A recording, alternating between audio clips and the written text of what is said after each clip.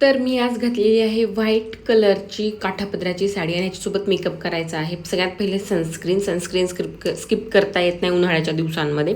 Sunscreen झाल्यानंतर dot and कीचं moisture use करते आहे.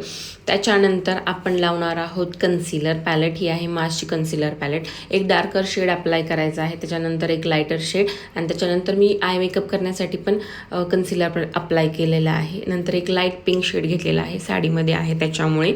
आणि ते झाल्यानंतर आपण आउटर कॉर्नरला लावणार आहोत थोडासा डार्क पिंक शेड. त्याच्यानंतर इन्नर कॉर्नरला लावते मी थोडासा व्हाईटिश शेड, कारण की साडीमध्ये आहे त्याच्यामुळे. त्याच्यानंतर एक सिल्वर शेड लावते जो की व्हाईट कलरला मॅच होतो आहे आणि तो ब्लेंड करायचा आहे व्यवस्थित. दोन्हीही ब्लेंड झाल्यानंतर आपण लावणार आहोत काजळ.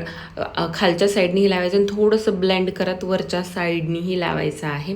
नंतर लिप लायनर, हे ब्राऊन कलरचं स्विस ब्युटीचं लिप लायनर आहे.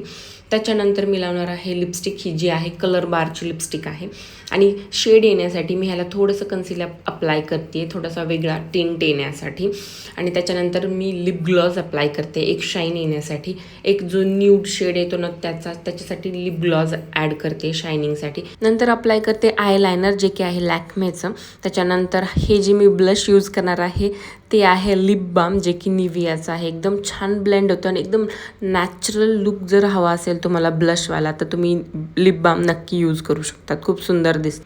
नेक्स्ट मी अप्लाय करते कलर बारचं हायलायटर. चिक बोन्सवर अप्लाय करायचं आहे आणि थोडंसं हायलायटर आपण नोजवर पण अप्लाय करणार आहोत.